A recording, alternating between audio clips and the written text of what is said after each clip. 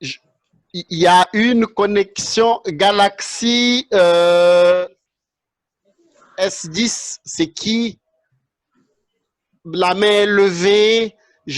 Comme le nom n'était pas mentionné, je vous vois, mais je n'ai pas Maître, identifié le nom. Prenez la parole alors. Maître, Maître Mpanya John Kabongo. Ah, maître. Ouais. Ok. Bon, euh, posez votre question rapidement. Non, je n'avais pas une question, j'allais plutôt ajouter à ce qui a été dit par tous les intervenants. Ça a été tellement important et j'avais quelque chose à ajouter. Rapidement alors. Ok. Je vous remercie pour la parole d'abord et je suis très content que vous ayez fait à ce que je puisse participer à cette visioconférence. Je suis Monsieur Maître. Je l'ai fermé. Je l'ai mis. Je l'ai fermé. John, le micro ne passe pas. Le micro. C'est bon maintenant? Oui. Maintenant, vous m'entendez? Oui. Voilà. Je voudrais revenir d'abord sur l'éducation. On ne peut pas parler ni prétendre avoir une république sans une éducation. Et l'éducation n'est pas un fait d'une année. L'éducation est un fait d'une période, d'une succession de faits qui fait à ce que les gens soient suffisamment éduqués sur un certain nombre de choses. Lorsque j'ai entendu parler pour la première fois de la République des juges par Mme Mabunda, parce que c'est là que j'ai entendu en politique au Congo quelqu'un parler de la République des juges de la manière la plus légère possible. Cela m'a poussé à comprendre une seule chose. C'est la peur, c'est la panique, c'est le fait de se dire nous avions été des intouchables et que nous risquons maintenant de devenir la proie des magistrats. Et alors, nous pouvons dire tout ce que nous disons ici. Nous pouvons évoquer tout ce que nous donnons comme argument. Mais si ceux qui sont censés travailler pour que le juge se retrouve dans de bonnes conditions de travail ne le font pas, ça ne va rester que de la rhétorique, ça ne va rester que de l'histoire. Et ainsi, nous avons fait 60 ans, rien n'a avancé, n'est avancé. Parce que ceux qui ont la charge de mettre les juges dans les conditions où ils doivent bien travailler, c'est l'exécutif et le législatif. Mais nous avons déjà un problème. Qui sont ceux que nous envoyons pour être députés ou sénateurs? Qui sont ceux que nous envoyons pour être ministrables? Du moment que nous envoyons des incompétences notoires, du moment que nous envoyons des gens sans conscience de la res publica ou de la chose publique, nous allons retomber à ce qu'a dit notre philosophe tout à l'heure, que c'est un bien qui n'appartient à personne. Ainsi, tout le monde le détruit ou tout le monde l'abandonne. C'est comme ça que je dis qu'il n'est pas possible d'avancer si au départ, il n'y a pas eu une éducation de base. Je dis. Merci, merci John, merci Maître John. Dieudonné avait demandé la parole, je lui avais demandé d'attendre. Dieudonné, vous avez la parole rapidement. Merci, prof. Je remercie tout le groupe pour avoir initié cette activité. Je vais revenir, comme le disait le dernier intervenant, sur l'éducation. Moi, je crois que ma contribution serait de demander à votre groupe de statuer sur l'introduction du cours de droits et obligations à tous les niveaux des études au Congo. Parce que la société ne peut produire que ce qu'elle donne. Si nous déplorons aujourd'hui qu'il y a des ministres incompétents, des juristes, des enseignants incompétents, c'est parce qu'on n'a pas formé l'enfant. Si l'enfant connaît ses droits et ses obligations, dès qu'il sera responsable, je crois qu'il sera redevable envers sa société. Nous produisons des corrompus, acceptons qu'on ait la corruption partout. La grande chose que moi je demande à faire pour le moment, c'est de voir dans quelle mesure, à l'école primaire, on doit apprendre à l'enfant les droits, ses droits en tant qu'enfant, ses obligations en tant qu'enfant. À l'école secondaire, mêmement, à l'université, mêmement. Ainsi, nous aurons dans le futur un véritable état de droit. Les citoyens connaîtront leurs droits et leurs obligations, et ceux qui devront prendre des décisions connaîtront aussi leurs droits et leurs obligations. Et nous n'allons plus nous plaindre dans le futur. Vous remarquez qu'aujourd'hui, les enfants, à notre époque, on nous apprenait qu'il fallait saluer une grande personne sur la route. Il y avait quand même de l'éducation. Maintenant, l'enfant, moi je me souviens que quand j'étais petit, quand je voyais mon professeur passer, je courais de notre parcelle sur la route pour le saluer. Mais maintenant, l'enfant se cache, même lance des pierres sur des grandes personnes. Donc, c'est à la base qu'il faut. Formons l'homme, recréons l'homme, réinventons l'homme. Les différentes crises, comme le disait Gilbert, les différentes crises ont tué l'homme congolais.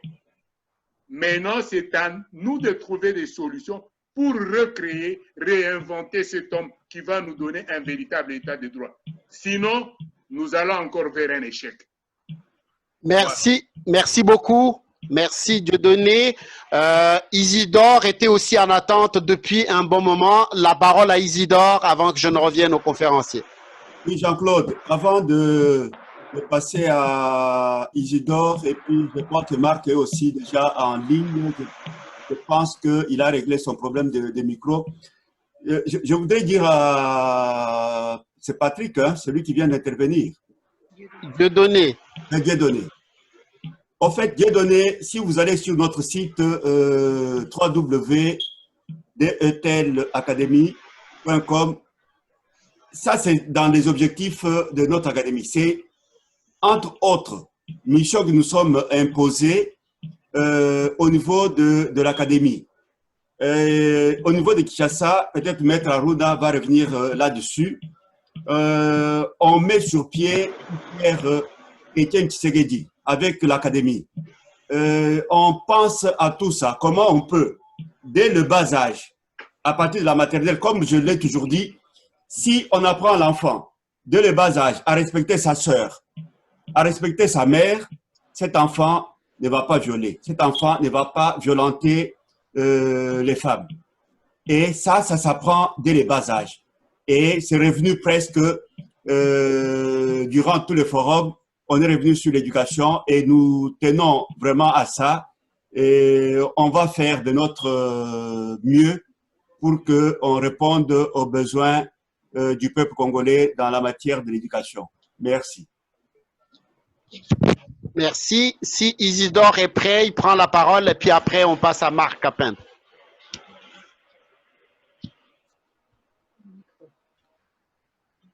Micro.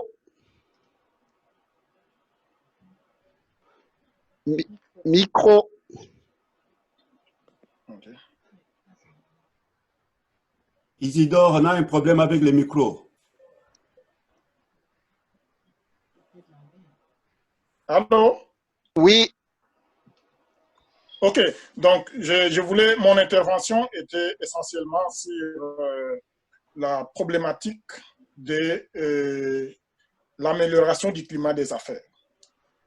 Dans les années antérieures, on a déploré que les entrepreneurs avaient des problèmes, ils avaient d'inquiétudes de faire des investissements en République démocratique du Congo parce qu'il n'y avait pas une sécurité juridique et judiciaire. Aujourd'hui, on parle de l'état des droits, ce qui est bon. Mais on sait que dans tout ce qu'on a eu à reprocher les régimes précédents, notamment en ce qui concerne la justice, on sait que d'une façon ou d'une autre, la magistrature a joué aussi un rôle important. Maintenant, est-ce que, pour contourner, par exemple, tout ce qui est en train de se faire au niveau du Parlement, est-ce qu'il n'était pas nécessaire aujourd'hui de convoquer les États généraux de la magistrature pour qu'on puisse faire le tour de toutes les situations qui se posent au niveau de la magistrature, de telle sorte que, effectivement, on puisse asseoir un état de droit.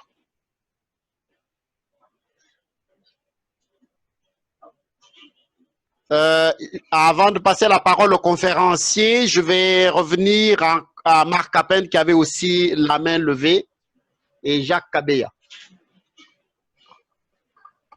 Marc, vous avez la parole. Micro. Il a bien compris. On ne vous entend pas, Marc.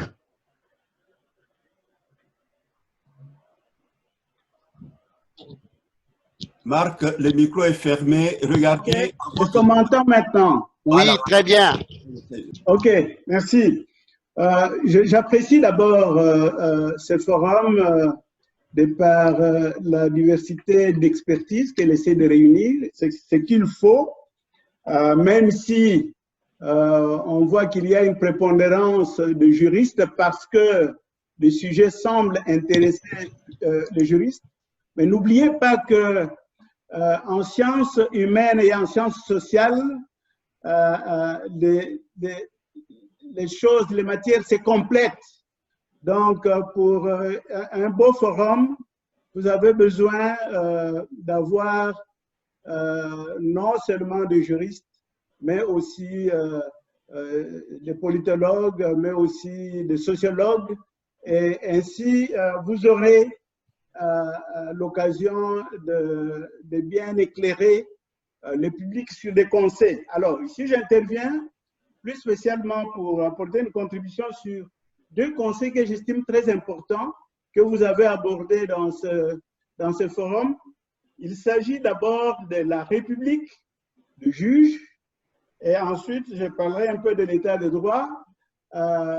Donc, je ne serai pas long. La République, le juge, on a dit, j'ai entendu un philosophe politique, je pense, dire que c'est un terme diminutif à partir de l'expérience française au XIXe siècle, mais ne perdez pas de vue que le terme République de juge, qui n'est pas un concept en fait universitaire, n'est pas que diminutif.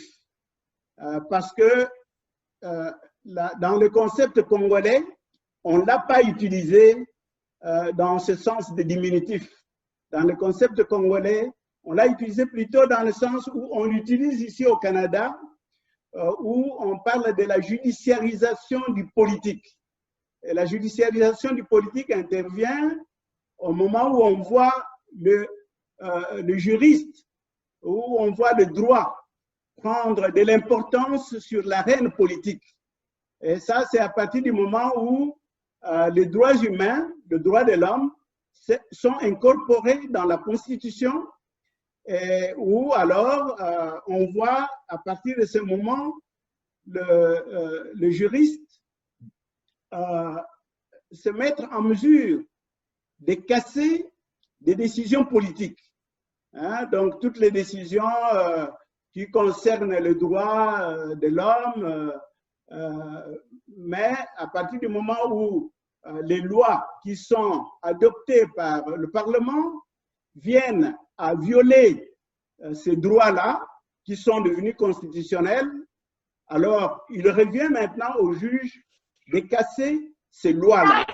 À ce moment, on parle de la judiciarisation du politique, c'est-à-dire que le juge, ce n'est pas qu'il a pris le dessus sur le politique, mais le juge a pris de l'importance, puisqu'avant, ce n'était pas le cas avant, c'est juste l'acteur politique, le politique donc qui avait de l'importance, notamment surtout l'acteur politique au niveau du législatif. Alors donc, la judiciarisation du politique, ce n'est pas diminutif, c'est plutôt le fait de montrer que le juge devient important sur la scène politique et qu'il peut casser les décisions du politique, hein, dans la mesure où il peut empêcher que des décisions, des lois plutôt votées au Parlement passent parce qu'elles violent la Constitution. Et ça, c'est à valoriser. Ça, si c'est comme ça que le terme est interprété au Congo, il faut plutôt le mettre en vedette, mais il faut montrer clairement que le juge ne vient pas prendre la place du politique, qu'on reste dans le régime de la séparation des pouvoirs où les trois institutions du pouvoir qui sont l'exécutif, qui sont le législatif et le judiciaire, restent autonomes et que chaque institution statue et empêche.